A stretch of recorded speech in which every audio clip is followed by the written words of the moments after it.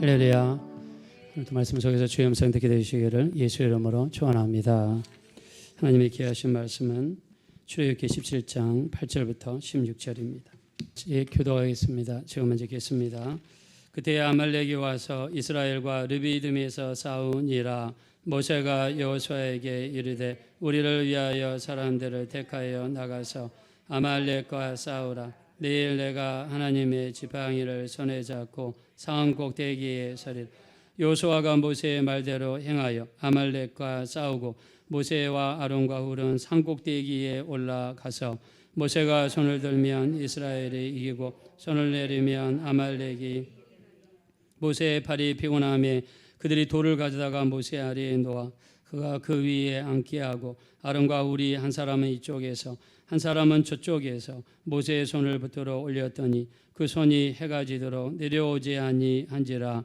여호수아가 칼날로 아말렉과 그 백성을 쳐서 묻지. 여호와께서 모세에게 이르시되 이것을 책에 기록하여 기념하게 하고 여호수아의 귀에 외워 들리라. 내가 아말렉을 없이하여 천하에서 기억도 못하게 하리라. 모세가 제단을 쌓고 그 이름을 여호와 니시라. 다 같이겠습니다. 이르되 여호와께서 맹세하시기를 여호와가 아말렉과 더불어 그를 싸우리라 하셨다 하라 하였더라. 아멘. 따라하겠습니다. 기도로 세워진 나라 대한민국, 나라를 위해서 기도합시다. 네, 이렇게 되시기를 예수 이름으로 축원합니다. 네, 오늘은요 우리 장로님이 기도하신 것처럼 우리 6.25 전쟁이 일어난 지 73년이 된 날입니다.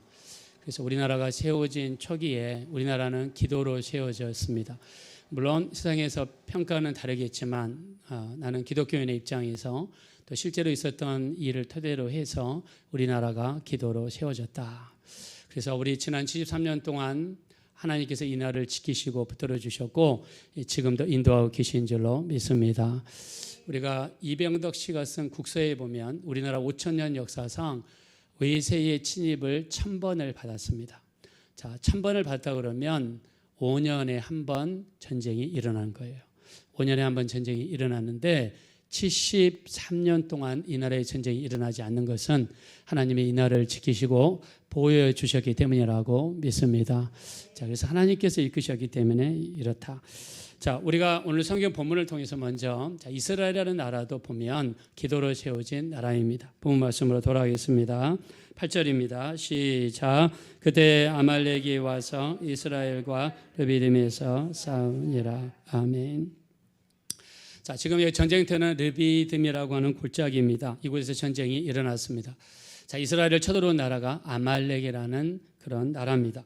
자, 아말렉은요 이스라엘 백성들이 애굽에 있을 때는 괴롭히지 않다가 출애굽해서 광야 40년을 살아가는 동안 끊임없이 괴롭혔던 잔인하고도 이렇게 하이에나 같은 그런 민족이 바로 아말렉입니다.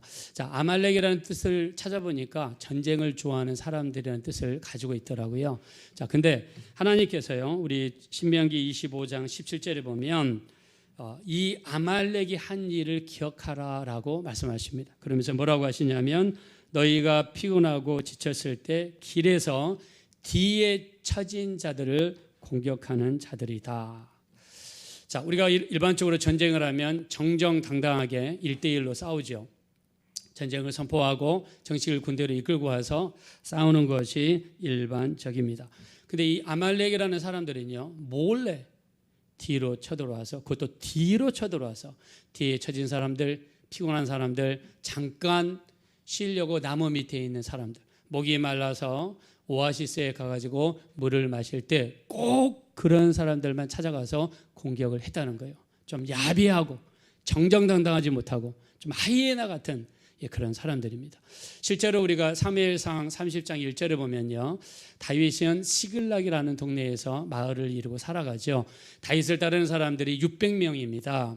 자, 근데 용병과 같은 그런 사람들이었던 것 같아요. 당시에 지금 러시아를 향해서 반기를 들고 모스크바를 향해서 군대를 직진하고 있는 그 와그너 그룹이라는 용병 그룹이 있죠. 러시아의 용병입니다.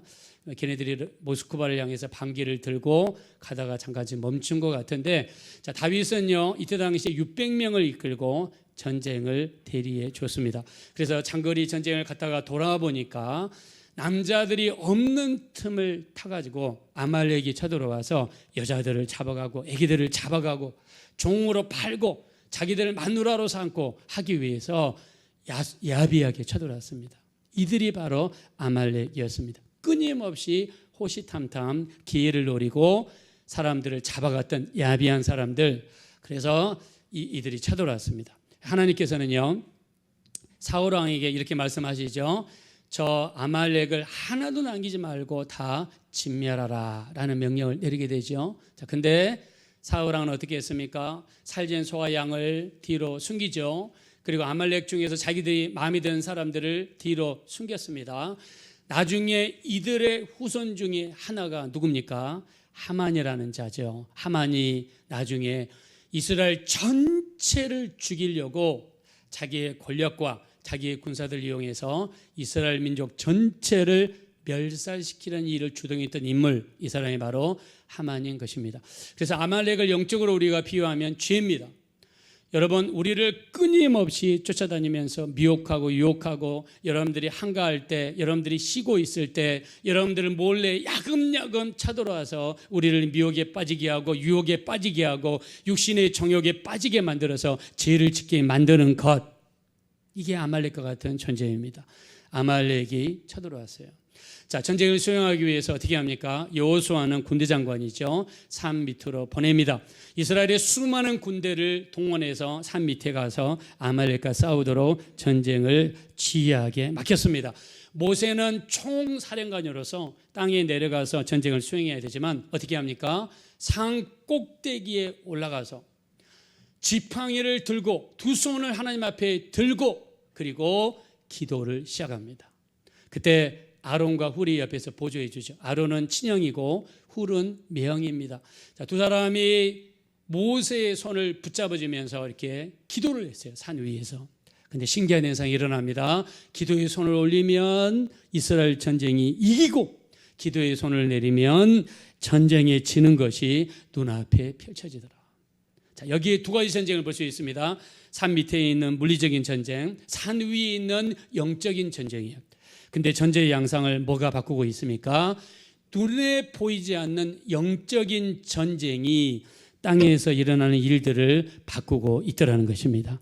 이 땅에서 있는 우리 모든 어려움들, 우리 육신적인 힘들고 어려운 일들, 질병들, 여러 가지 힘들고 어려운 것들, 우리 신앙생활의 영적인 전쟁이죠. 자, 우리 눈으로 보이는 힘들고 어려운 모든 전쟁에서 이기기 위해서는 먼저 기도의 손을 들고 하나님 앞에 온전히 서고 온전한 예배가 이루어지게 될 때에 우리 실상에서 일어나는 모든 전쟁에서 승리하는 역사가 반드시 나타나게 될 줄로 믿습니다.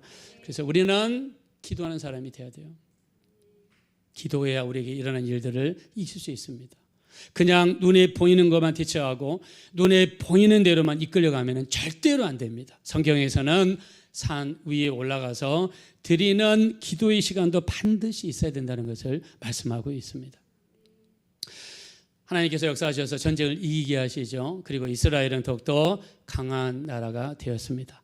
자, 이스라엘이라는 나라는요, 이렇게 기도로 이루어진 나라입니다. 전쟁을 할 때도 하나님이 모세를 기도를 시키셨고, 전쟁할 때 다윗으로 하여금 기도를 시키셨고, 이삭으로 하여금 야곱으로 하여금 기도를 시키셨고, 또 수많은 사사들을 통해서 선지자를 통해서 기도하게 시키셨고, 나중에 사무엘 선지자가 이스라엘의 사사가 되었을 때 사무엘 선지자가 이스라엘의 사사로 근무하는 동안에는 이스라엘은 전쟁에서 다 이겼다라고 그랬습니다.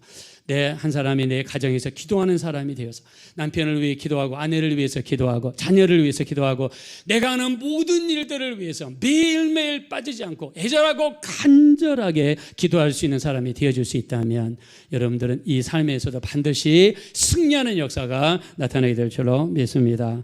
우리 믿으시면 한번 다 같이 아멘 하겠습니다. 우리나라도 마찬가지입니다. 이스라엘이 기도 위에 섰다고 그러면 우리나라도 기도 위에 섰습니다. 지난번에 제가 여러분들한테 우리나라가 유엔 가입한 것에 대해서 말씀을 드린 적이 있습니다.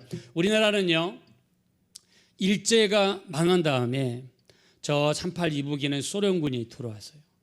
38 이남에는 미군이 들어왔습니다. 우리나라는 강대 국회에 의해서 나라가 자동으로 분할이 됐습니다. 북한의 양상을 보니까 북한은요, 소련의 사주를 받은 김일성이가 북한으로부터 수많은 무기를 지원을 받아서 군대를 정비하고 있었습니다. 우리나라는 1948년 8월 15일 날 대한민국 정부를 정식으로 설립을 하게 됩니다. 그리고 1948년 9월 9일 날 대한민국이 설립이 됐다는 것을 온 세계에 정식으로 공포를 했습니다. 자, 나라가 세워지면 반드시 해야 되는 일이 있는데 그 작업이 뭐냐면 유엔에 가서 유엔 신청서를 내는 것입니다. 유엔 신청서에서 통과가 되면 우리나라는요, 유엔의 한 회원이 되는 거예요. 근데 역사 전체적으로 봤을 때 유엔 가입이 중요한 이유가 무엇입니까? 1948년 10월 15일부터 12월 15일까지 이때가 유엔 총회가 파리에서 열렸습니다. 이때 여기에서 유엔 가입이 이루어지지 않았더라면 6.25 전쟁이 일어났을 때 우리나라는 낙동강 오리알이 되어서 어떤 유엔 군대도 우리나라를 파병할 수 없었기 때문입니다. 나중에 보니까 그래요. 유엔 가입이 이렇게 중요했던 거예요. 그래서 이승만 대통령이 장명 박사와 모윤숙 여사를 파리로 보냈습니다. 10월 15일부터 12월 15일까지 매일 회의가 있는데 이때 회의에 나와서 대한민국의 신청서를 넣습니다. 자, 이의가 있는 나라가 있으면 앞에 나와서 이의를 이야기하라고, 반대를 이야기하라고 반론할 수 있는 기회를 줍니다. 자, 여러분 필리버스터라고 들어봤죠? 앞에 나와서 마이크 잡으면 안 나가는 사람 있죠? 앞에 나와서 소련 대사가 나와가지고, 이때 당시 소련 대사가 비신스키라고 그러는데, 비신스키라는 사람인데, 자, 이 사람이 유엔 주재 소련 대사였습니다. 근데 이 사람이 나가면요, 그냥 2시간 동안 마이크를 잡고 있어요. 이승만은 독재자다, 미군의 앞잡이다, 이승만 대통령을 욕했어요. 그리고 그 비신스키가 소련 대사가 나가면요, 그 다음에 동독 대사가 나오고, 체코 대사가 나오고, 그 다음에 유고 대사가 나와가지고 끊임없이 필리버스터를 한단 말입니다. 앞에 나와서 마이크를 안 놓는단 말입니다. 투표할 수 있는 기회를 안 주는 거예요. 회의가 끝나요. 그 다음 날에도 또 나옵니다. 소련 대사, 체코 대사, 유고 대사, 동독 대사. 그 다음 날에도 소련 대사, 체코 대사, 유고 대사, 동독 대사 계속 나와가지고 투표를 못하도록 하는 거예요. 어느덧 12월 14일이 됐어요. 12월 14일 날에도 똑같이 시간을 보내면서 투표하는 것을 방해했습니다. 내일 15일 15일이 마지막 날인데 큰일 났습니다. 이제 내일 하루 놓치면은요, 고국의 빈손으로 돌아가게 되고 대한민국은 유엔 가입이 안 되는 거예요. 그때 장명 박사하고 모윤숙 여사가 유엔 총회에서 나와가지고 마침 보이는 교회가 있길래 거기 들어가서 12월 14일을 같이 마음을 같이 하는 사람들과 오늘 밤은 기도하기로 작정합니다. 어떤 일이 있어도 기도하자. 하나님 앞에 기도하자. 두 사람은 이렇게 정말 믿음이 좋은 사람들로서 기도하기로 작정을 합니다. 어떤 일이 있어도 기도하자. 그래서 장명 박사하고 모윤숙 여사가 교회에 들어가서 12월 14일 날을요, 기도로서 하룻밤을 보냅니다. 간절히 기도합니다. 하나님 도와주십시오. 하나님 도와주십시오. 여러분, 제가 예수 믿은 게요, 1986년 9월 달에 예수 믿었어요. 9월 달에 예수 믿었는데 그때 교회를 가보니까 교회는 모이는 걸 잘하더라고요. 금요일 날에도 교회 가면 막 밤을 새면서 기도하는 사람들이 있고요. 이 기도원에도 가면은요, 사람들이 기도원에서 막 산에 올라가서 사람들이 아무 데서나 자리를 펴놓고 막 기도하더라고요. 저도 애자라고 간절해가지고 기도원 같은 데 기도하면요, 여름에는요, 그때 당시엔 기도원이 좀 열악했습니다. 뭐 기도원도 해봤자 뭐 천막하는 천원 뭐 그런 기도원도 많았고요. 근데 보니까는 풀이 이렇게 많고 나무도 많고, 아니 이런 야산에서 어떻게 기도한단 말인가. 눈을 뜨면 하늘은 아주 태양빛이 여름에 아주 너무너무 따갑게 내리쬐니다. 그럼에도 불구하고 우리 믿음의 선조들은 기도했습니다. 여러분의 가정에 이렇게 물불 안 가리고 주님 앞에 헌신된 분들이 계셔서 가정을 위해서 기도할 수 있는 여러분들이 되시기를 예수 이름으로 축원합니다. 한 사람의 기도하는 사람만 여러분 가정에 있다 그러면 여러분의 가정은 살아나게 될 줄로 믿습니다. 오늘 말씀을 들으시는 바로 여러분이 그 주인공이 되시기를 예수 이름으로 축원합니다. 장명 박사하고 모인숙 여사가 이제 하루 남았습니다. 이제는 더 이상 물러설 수 없어요. 하나님 도와주십시오. 이 작은 나라, 이 한반도 작은 나라, 10만 제곱킬로미터밖에 안 되는 이 작은 나라, 이 나라에 정말 유엔 가입을 허락해 주십시오. 이 나라를 지켜주십시오. 눈물 콧물 흘리면서 밤을 새면서 기도했어요. 그리고 나서 바로 파리에 있는 유엔 총회장으로 나갔습니다.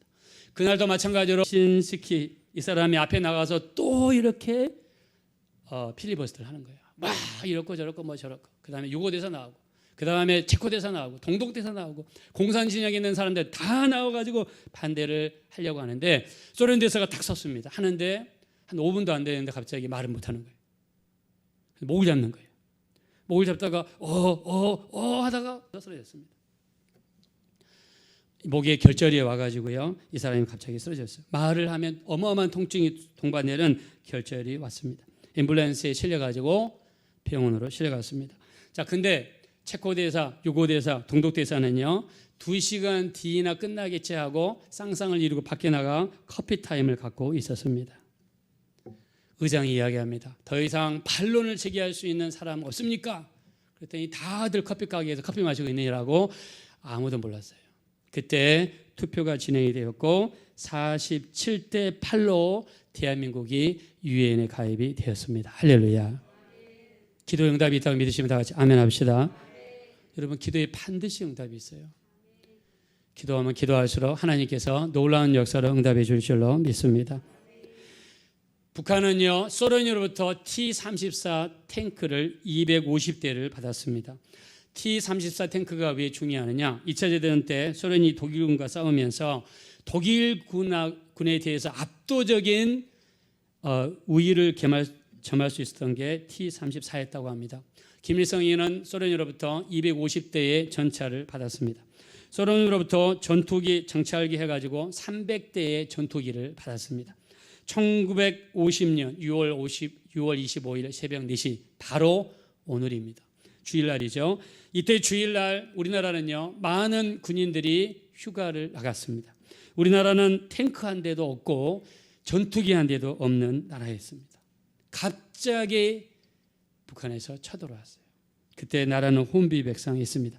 이승만 대통령이 제일 먼저 한 것은 한국 교회 지도자들에게 기도 요청을 했습니다. 그리고 자신도 피난을 가면서도 모여서 예배를 드리면서 하나님 앞에 기도했다고 합니다.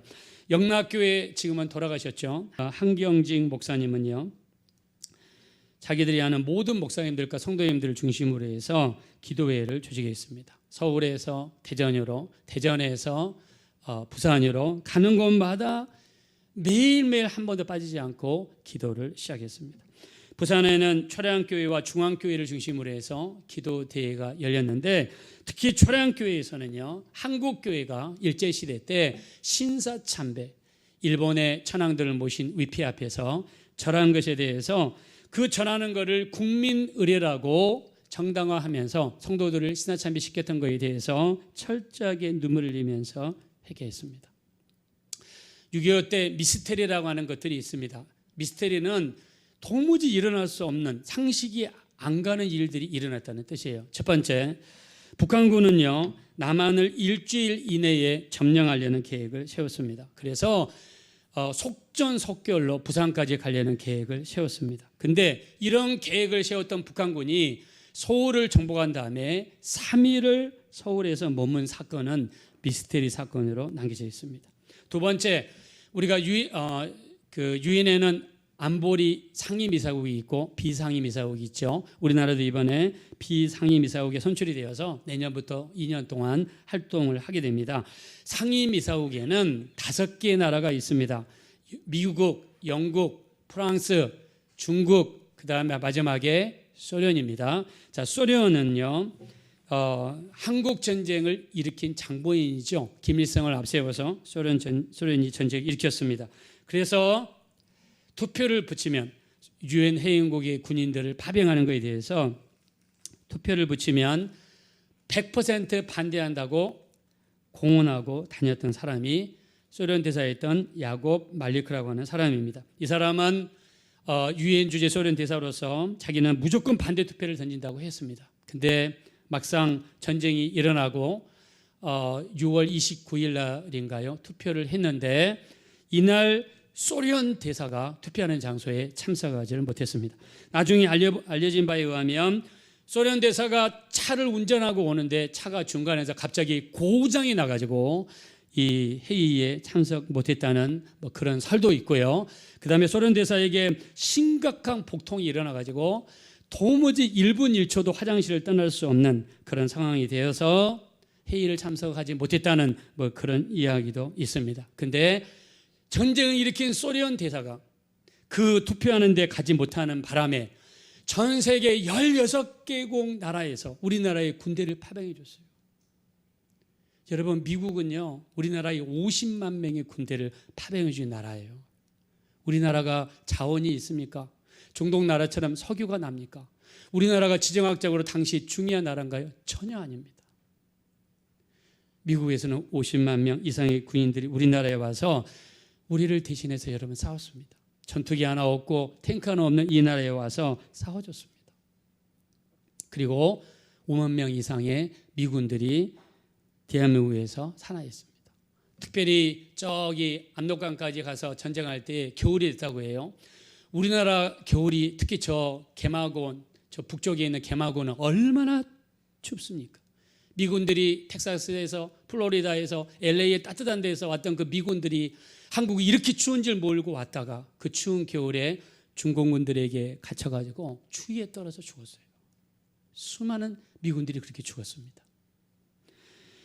소련 대사였던 야곱 말리크가 투표장에 가지 못한 것은 지금까지 미스테리로 남아져 있지만 저는 이렇게 믿습니다. 한국의 성도들이 깨어서 하루도 빠지지 않고 대한민국을 위하여 기도했기 때문에 하나님께서 들으시고 우리나라를 살리시고 이 나라의 자유를 주시고 이 자유의 바탕을 위해서 우리 대한민국 교회가 융성하고 번영하고 발전했지 않습니까? 이런 큰 계획을 가지시기 위해서 하나님이 이 나라를 지켜주신 것이라고 믿습니다. 그리고 인천 상륙작전입니다. 제가 여러분한테 설교했죠. 인천 상륙작전은요, 조수간만의 차가 여러분 10m예요.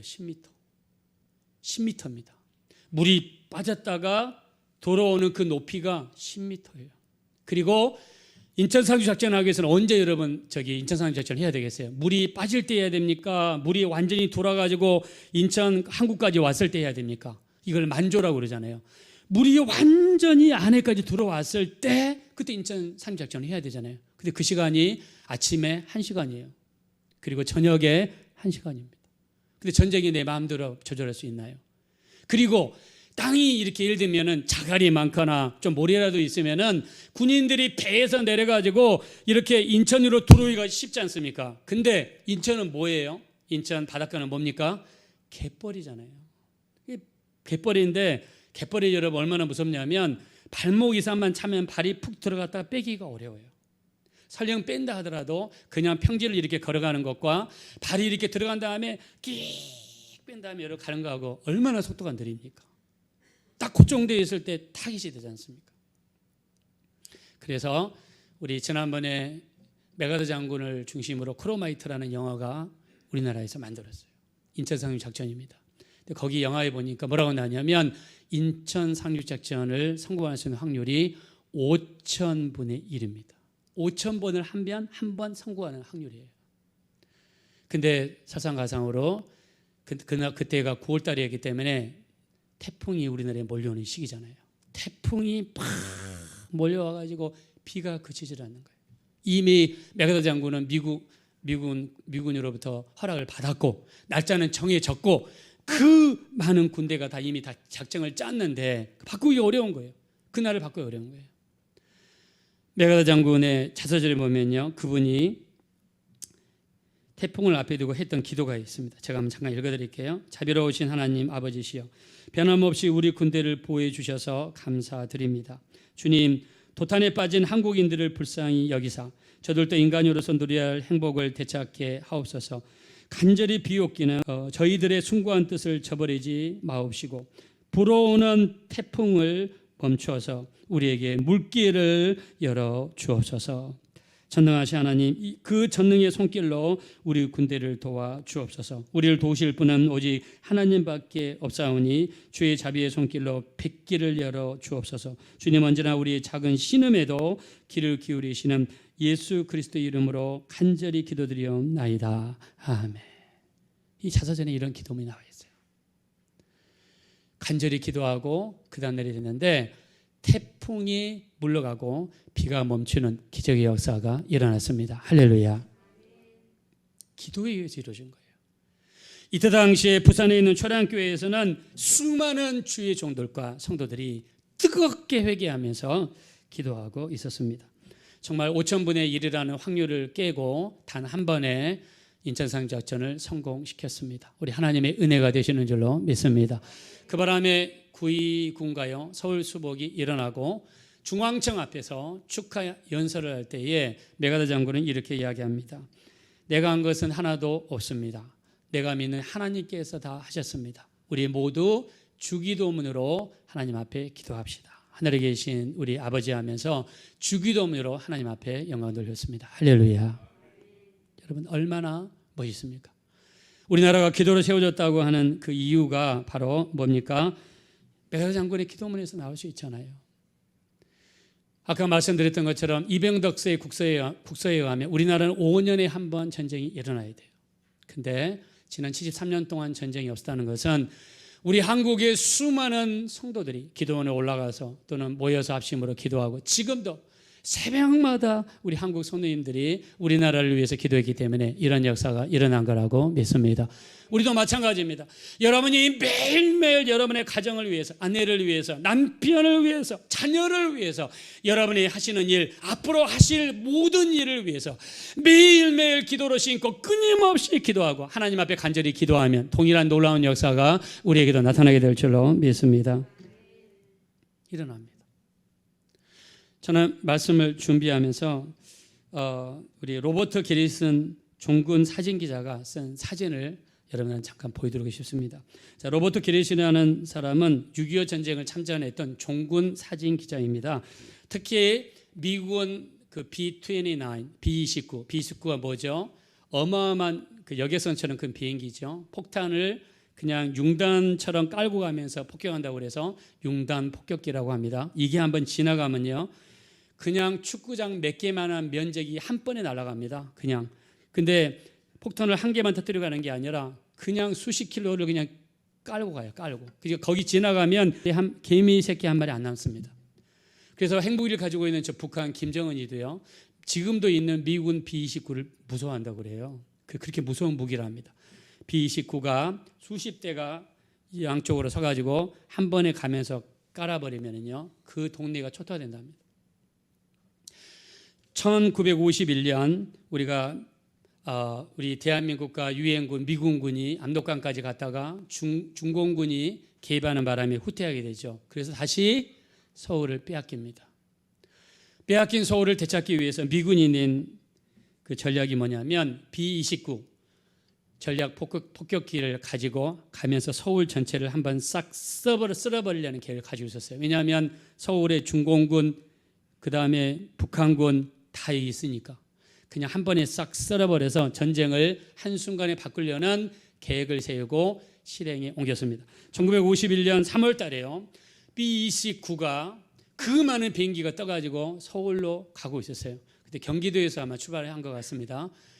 미군 조종사들이 비행기를 타고 가는데 저 멀리에서 어두운 가운데 빛으로 나타나신 예수님의 형상이 보인 거예요. 실제로 예수님의 형상이 보였어요. 그래서 아까 말씀드렸던 로버트 게리슨이라고는 종군 사진 기자가 하도 신기해서 그걸 사진으로 흑백 사진을 찍었습니다. 조종사들이 놀래서 본부에다 보고했습니다. 지금 예수님의 형상이 저기 서울에 보인다고. 당시 서울에는요, 아직 피난 가지 않은 수많은 서울 시민들이 모여 있었다고 합니다. 서울 시민들이 어마어마하게 많이 모여 있었대요. 근데 융단 폭격을 가해버리면 어떻게 되겠어요? 그 많은 서울 시민들이 죽는 거죠. 또 특별히 기도하는 크리스찬들이 많이 죽겠죠. 가는데 예수님 형상이 보이는 거예요. 본부에서 한 조종사가 보고합니다. 그랬더니 지금 무슨 소리 하냐고. 정신 나간 소리 하지 마라. 부인하죠. 두 번째 조종사가 보고합니다. 세 번째 조종사가 보고합니다. 많은 조종사가 동시에 보고하니까 드디어 본부에서 철수 명령을 내렸습니다. 그래서 융단 폭격을 하지 못했다고 그래요. 그 덕분에 서울에 있는 수많은 사람들이 목숨을 건졌습니다. 할렐루야. 자, 미군이요, 이 융단 폭격을 하려다 마친 것 때문에 굉장히 많은 연구를 한 것 같습니다. 왜냐하면 보이는 것 때문에 폭격을 못했잖아요. 여기에서 미군이 개발한 무기가 있습니다. 그게 뭐냐면 홀로그램이라는 무기입니다. 홀로그램이 뭐냐면 빔같이 이렇게 우리 여기 빔 프로젝터가 여러분 천장에 있잖아요. 여기서 이렇게 딱 쏘주면은 여기에 뭐가 보이잖아요. 근데 미군이 뭘 개발했냐면 인공위성에서 빛을 구름에다가 쏩니다. 뭘 쏘냐면 F-15 비행기를 쏴요. 그 이라크랑 전쟁할 때. 그러면 이라크 위에 비행기가 떠가는 것이 보입니다. 근데 아무리 총을 쏴도 그게 홀로그램이니까 그냥 빛으로 된 모양이잖아요. 실제가 아니니까는 그냥 아무리 쏴도 비행기 안 떨어지는 거예요. 그래서 이라크 진영에 있는 수많은 군인들이 군영을 이탈했다고 해요. 그래가지고 미군이 쉽게 이라크 전쟁을 이겼다고 합니다. 그래서 한국 전쟁에서 예수님의 형상에서 아이디어를 얻어서 만든 게 홀로그램입니다. 이게 군사학적으로 실제로 나와 있는 겁니다. 자, 우리나라 국방부에서 운영하는 TV가 국방 TV이죠. 거기에 이런 내용을 다루고 있길래 제가 한번 편집해서 가져와 봤습니다.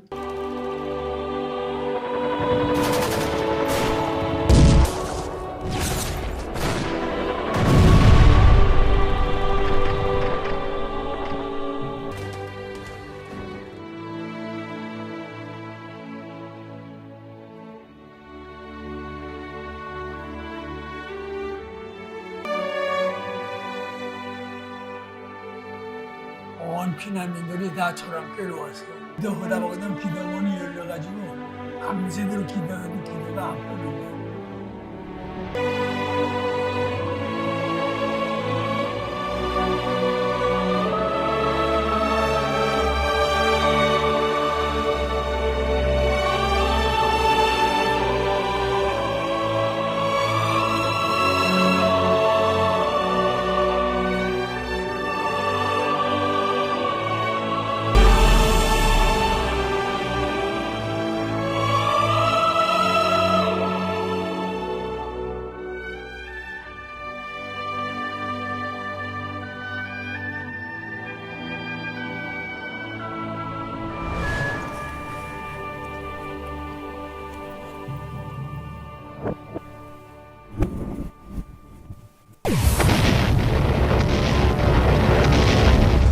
(6.25) 전쟁 당시 북한의 갑작스러운 남침에 우리 군은 무방비 상태로 전쟁을 치러야 했습니다. 서울을 탈환하기 위해 1951년 3월 미 공군은 B-29 비행단을 출격시켰죠. 서울 상공에서 대규모 융단 폭격을 감행해 북한군에게 큰 피해를 입히겠다는 작전이었는데요. 하지만 그곳에는 아직 도시를 빠져나가지 못한 수많은 피난민들이 있었고, 만약 미군의 무차별 폭격이 시작된다면 죄 없는 민간인들이 대거 희생될 것은 불보듯 뻔한 상황이었습니다. 서울 쪽으로 날아간 미 공군 비행단 대원들에게 이상한 일이 벌어졌습니다. 상공 한복판에 커다랗고 하얀 정체불명의 무언가가 나타난 것. 그 모습으로 말할 것 같으면 흰옷을 입은 예수의 형상에 미 공군의 조종사들은 즉시 본부에 연락을 취했습니다. 여기 예수가 나타났습니다. 본부에서는 귀등으로도 듣지 않았죠. 하지만 연이은 목격담과 이구동성으로 외치는 예수라는 단어에 본부도 주목하기 시작했고 사태의 심각성을 깨달았는데요. 결국 본부에서는 퇴각 명령을 내렸고 출격했던 조종사 전원이 부대로 복귀하는 사상 초유의 사태가 발생하고 말았죠. 이 기이한 경험을 자신들의 전투에 응용하기 시작했습니다. 사막의 폭풍 작전에서 미 공군은 이라크군을 혼란에 빠뜨릴 묘책이 필요했는데 수많은 포화 속에서도 미 공군의 전투기는 단 한 대도 격추되지 않았습니다. 홀로그램이었습니다. 미 공군은 컴퓨터를 통해 전투기의 형상을 홀로그램으로 생성하고 대기권 밖 인공위성에서 쏘아올렸습니다. 6.25 전쟁에서의 예수 일화가 홀로그램 전투기 탄생의 전신이 된다고 할 수밖에요. 그런데 한 가지 재미있는 점은 당시 우리나라에 나타난 예수의 형상은 홀로그램이 아니었다는 건데요. 미국의 전략 사무국에서도 이 불가사의한 현상을 밝히기 위해 오랫동안 조사를 해왔지만 끝내 알 수 없었다고 합니다. 보셨던 것처럼 6.25 전쟁 때 예수님의 형상, 로버트 게리슨이라는 종군 사진 기자에 의해서 찍힌 겁니다. 그래서 미군도 하다 신기해가지고 이거를 토대로 해서 만든 무기가 홀로그램이라는 무기를 만들어냈습니다. 자, 그러나 그 6.25 때 나타났던 그 예수님의 형상 때문에 서울을 융단 폭격하는 것이 방지되었고 그 때문에 많은 민간인들의 목숨을 살릴 수 있었습니다. 저는 이 이야기를 들으면서 이런 생각을 합니다. 하나님께서 정말 우리 대한민국 백성들을 너무너무 사랑하신다라고 믿습니다. 너무 사랑하신 것 같아요. 실제로요. 우리나라 당시 6.25 전쟁이 일어났을 때 기독교 인구가 지금은 한 10% 정도 된다고 그러죠. 전체 인구에. 근데 6.25 때 우리나라 기독교 인구가 얼마나 됐을까요? 그때 5% 정도 됐다고 그럽니다. 자, 근데 5% 정도 됐는데 그때는 인구가 더 적었죠. 2,500인가 아마 3,000 정도 하는데 굉장히 그것도 많은 겁니다. 근데 대다수의 기독교인들이 어디에 있었어요? 주로 북한에 있었습니다. 북한에 약 70% 이상의 기독교인들이 북한 지역에 거주했습니다. 근데 소련과 미국에 의해서 38선이 그어지고 왕래가 차단이 되면서 수많은 기독교인들이 북한에 남게 되었습니다. 근데 감사하게도 전쟁이 터지면서 그 전쟁 때문에 북한에 있는 거의 대부분의 믿는 사람들이 대한민국으로 내려왔습니다. 그래서 만들어진 교회가 영락교회고 그 다음에 저기 강남에 있는 충영교회인가요? 그런 교회들이 만들어지게 된 겁니다. 여러분, 우리 예수의 형상, 이 미국에서 아무리 지금 조사를 해도 이유를 모르잖아요. 이게 뭔지. 근데 우리는 알지 않습니까? 기도하니까 하나님이 우리 대한민국의 백성들을 지키기 위해서 기적의 역사를 베풀어 주신 줄로 믿습니다. 자, 오늘 우리 이스라엘 백성들이 아말렉과 전쟁을 한 다음에 하나님께서는 그 자리를 여호와 니시라고 했습니다. 자, 15절 보겠습니다. 15절 한번 다 같이 보겠습니다. 시작. 모세가 제단을 쌓고 그 이름을 여호와 니시라 하고. 네. 여기 보니까 여호와 니시라는 뜻은 뭐냐면 승리케 하시는 하나님이라는 뜻입니다. 우리 한번 따라해 봅시다. 승리케 하시는 하나님. 네, 이스라엘 백성들이 기도했기 때문에 아말렉과 전쟁에서 이길 수가 있었던 거예요. 여러분도 마찬가지입니다. 우리가 우리 자녀들을 위해서, 우리 가정을 위해서, 남편이나 아내를 위해서 애절하게 기도할 수만 있다면 여호와 니시의 동일한 하나님의 역사는요, 우리에게도, 우리 가정에게도, 자녀들에게도, 우리 교회에게도 동일하게 나타나게 될 줄로 믿습니다. 특별히 나라를 위해서 기도 많이 하셔야 됩니다.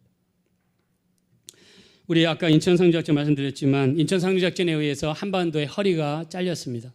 남한에 남아있는 수많은 이 공산당 인민군들은 그 빨치산이 돼가지고요.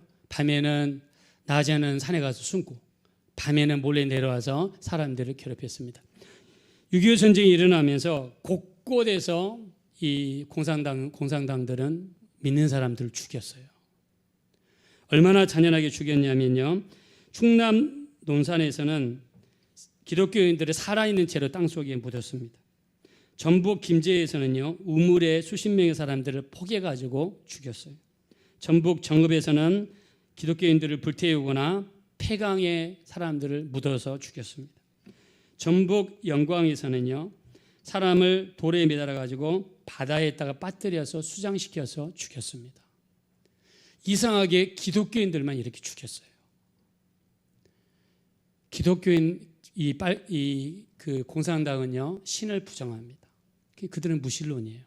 그리고 종교를 아편이라고 그럽니다. 그리고 기독교인들을 핍박해요. 그래서 이 대한민국의 전쟁이 일어난다면 가장 위험한 그룹이 경찰, 공무원, 군인, 그 다음에 기독교인들이에요. 우리가 가장 먼저 타깃이 될 수가 있어요. 여러분, 이 나라에 전쟁이 일어나면 될까요? 안 된다고 생각합니다.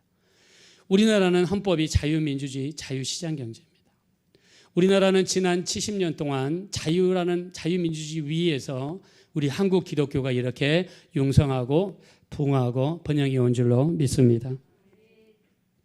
특히 영광 구림교회에서는요. 영광 전라남도 영광이죠. 영광 구린교회에서는요, 교인들을 교회에다가 모았습니다. 그리고 저 밖에서 못을 쳐가지고 교회의 문을 막았습니다. 창문에다가 판자를 대가지고요, 사람들이 도망가지 못하게 판자를 쳤습니다. 그리고 교회 전체에다가 신나를 뿌렸습니다. 그리고 교회 안에 사람 한 사람 물어봤습니다. 여기에서 예수를 부인하면 내보내주겠다. 부인하지 않으면, 예수를 시인하는 자는 여기서 오늘 불에 타서 죽는다. 18명이 남았다고 합니다. 밖으로 나가서 문을 걸어 잠갔어요. 휘발유를 뿌리고 불을 태웠습니다. 근데 불이 타오르면 타오를수록 불 속에서 선명하게 들려오는 소리가 있었어요. 그게 바로 찬송가 338장입니다. 우리 아까 예배 시작할 때 불렀던 찬양이죠. 338장이 뭡니까? 내 주를 가까이 하게 함은 십자가 진 같은 고생이나 내 일생 소원은 늘 찬송하면서 주께 더 나가기 원합니다. 여러분, 주님께 더 나가기 원하시면 다 같이 아멘 하겠습니다. 영어로 찾아보니까 영어로 이렇게 되어 있더라고요. Nearer my God to thee, nearer to thee. 자, nearer 다음에 my God은 호칭입니다. 나의 하나님이시여. nearer to thee, 당신께로 더 가까이 가기 원합니다. 또 이야기하죠. nearer to thee, 더 가까이 가기를 원합니다. 지금 여기 영광 구리교회에서 밖에는 불에 타고 살이 불에 탑니다. 지금 목숨이 경각에 달렸고 죽어가죠. 이때 죽어갈 때 교인들이 주님께 더 가까이 가기 원합니다. 내가 지금 이 죄를 벗어나면 주님께 더 가까이 가기 원합니다는 찬양을 불렀어요. 밖에서 불을 지르고 있던 이 인민군들이요, 소름이 돋았다고 합니다. 무서워서 도망치는 사람도 있었다고 해요. 아니, 불이 나서 사람이 죽으면 비명소리가 나와야 되는데 지금 불타는 교회 안에서 교회인들이 죽어가면서까지 부른 찬양이 찬송가 338장이에요. 내 주를 가까이 하게 함은 십자가 진 같은 고생이나 내 일생 소원은 늘 찬송하면서 주께 더 나가기 원합니다. 근데 찬송가 338장을 굉장히 지난주에 굉장히 많이 불렀거든요. 영어로도 너무 좋아가지고 Near my God to thee 이렇게 하면서 좀 불렀거든요. 근데 궁금해서 찾아보니까 이 영어 찬송에도 이 사연이 있더라고요. 1943년 1월 22일 뉴욕에서요, 도체스터호라는 군대 수송선이 영국으로 가고 있었다고 합니다. 뉴욕에서 영국으로 도체스터호, 미군 군인들 900명을 데리고 영국에 가서 독일에게 당하고 있는 영국군을 돕기 위해서 900명의 군인들이 출발했다고 합니다. 그런데 가다가 중간에서 당시에 악명 높았던 독일의 잠수함이죠. 유보트라고 하는 잠수함입니다. 그게 나타나서 어뢰를 쏴가지고 도체스터호를 침몰을 시켰습니다.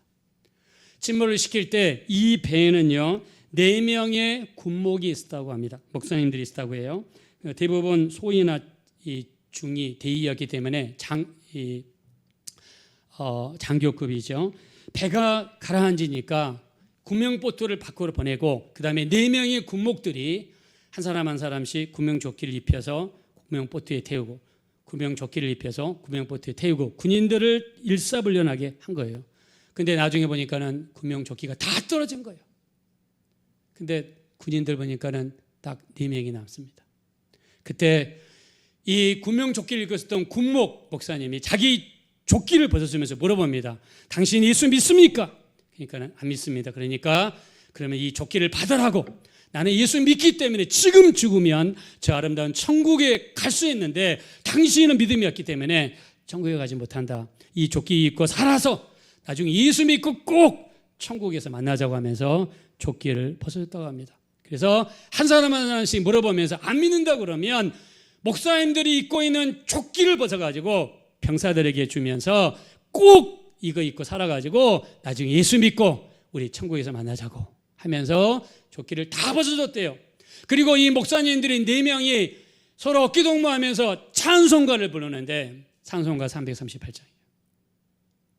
찬송가 338장을 부르면서 물속에 가라앉았다고 합니다. 그래서 죽었어요. 이 모습을 군인들이 지켜봤어요. 이 소식을 들었던 당시 미국 대통령이었던 트루먼 대통령은요, 해군 본부에다가 네 사람을 기념하는 교회를 세워줬습니다. 필라델피아에서는요, 이 목사님들을 기념해서 우표를 2가지 종류를 발행했습니다.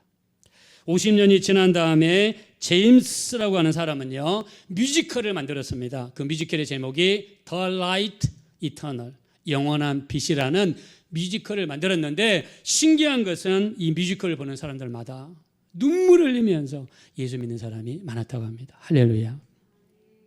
자, 찬양 한번 불러봅시다. 이 뜻은 주님께 더 가까이 가기 원하는 것입니다.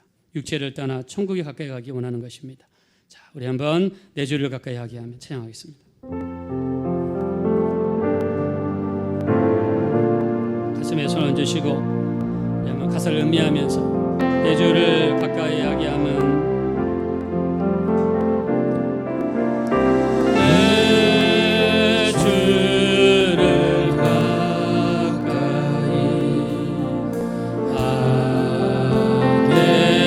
함은 십자가 진 같은 고생이나 십자가 진 같은 고생이나 내 일생 소원을 늘 찬송하면서 내 일생 소원을 늘 찬송하면서 주께 더 가까이 원하는 우리 3절 천성에 가는 길, 천성에 가는 길 험하여도 생명길 대난이 은혜로다. 생명길 대난이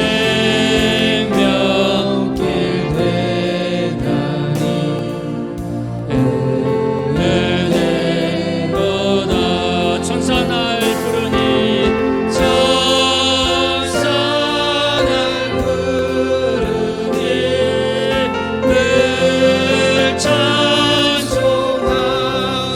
주께 더 나가기 원합니다. 주께 더 나가기